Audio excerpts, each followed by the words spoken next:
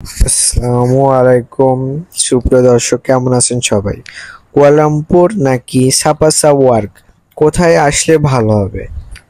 তো আমরা এই দুইটা বিষয় নিয়ে আজকে কথা বলবো।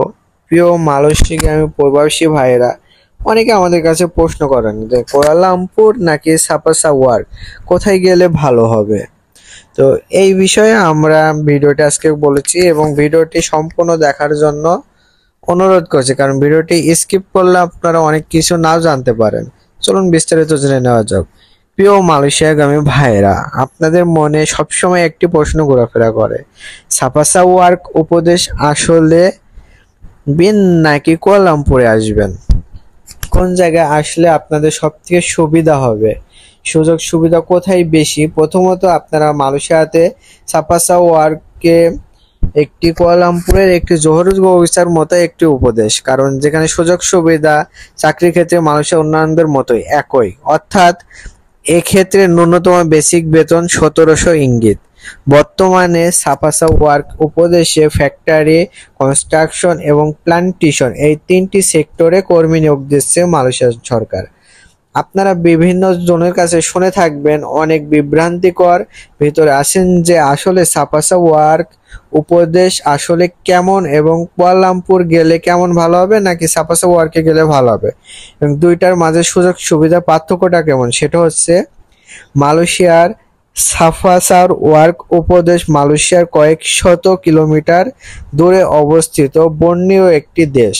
মালয়েশিয়ার যে ভূখণ্ড সাতু মালয়েশিয়া আছে, সেখান থেকে কয়েক শত কিলোমিটার দূরে বর্ণীয় দ্বীপে অবস্থিত সাপাসা ওয়ার্ক।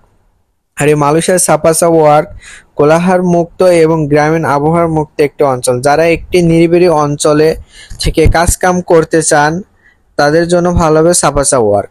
এখানে জীবনযাত্রার খরচ এবং থাকা খরচ এবং সব রকম খরচ কুয়ালালামপুর থেকে আপনার অনেক কম, অর্থাৎ এখানে যদি থাকেন তাহলে আপনার সঞ্চয়ের সুযোগ বেশি। এখানে একটা জিনিস মনে রাখবেন, এখানে ফ্যাক্টরি কাজের সংখ্যা অনেক কম। এখানে মূলত প্লান্টেশন সেক্টরের কাজের অনেক বেশি, যেমন রাবার বাগান, রাবার ফ্যাক্টরি এবং পাম বাগান। এই দুই সেক্টরে সাপাসা ওয়ার্কের উপদেশে কাজ অনেক বেশি, এবং মালয়েশিয়ার কুয়ালালামপুরে যদি আপনি আসেন তাহলে কিন্তু আপনার দৈনন্দিন জীবনযাত্রার মান উন্নত থাকবে এবং দৈনন্দিন খরচও কিন্তু অনেক বেশি হবে সাপাসা ওয়ার্কের তুলনায়। এবং সাপাসা ওয়ার্কের তুলনায় যদি আসেন তাহলে আপনার খরচ অনেক কম হবে এবং যাতায়াত ব্যবস্থা একটু অনুন্নত। এই উপদেশে আপনার কুয়ালালামপুরে ঝাড়চকচক সলং এবং মেট্রো রেলের কোনো নাই। তো সাপাসা ওয়ার্কের কোম্পানি অনেক সীমিত, কারণ এখানে মূলত রাবার বাগান, রাবার ফ্যাক্টরি এবং পাম বাগান এই তিনটা কাজের ধাপ অনেক বেশি। বর্তমানে এখানে সুবিধা হচ্ছে, সর্বশেষ 2017 সালে কলিং ভিসার মাধ্যমে মালয়েশিয়া সরকার সাপাসা ওয়ার্কে লোক নিয়োগ দেয় এবং এরপরে আর কোনো কলিং চালু হয়নি সাপাসা ওয়ার্কের জন্য। বর্তমানে সাপাসা ওয়ার্কে যে 2025 সালে নতুন নিয়োগ দিছে কলিং ভিসার, কারণ অর্থাৎ এখানে প্রচুর কর্ম খালি রয়েছে যেখানে অনেক সংখ্যক লোক আসতে পারবে।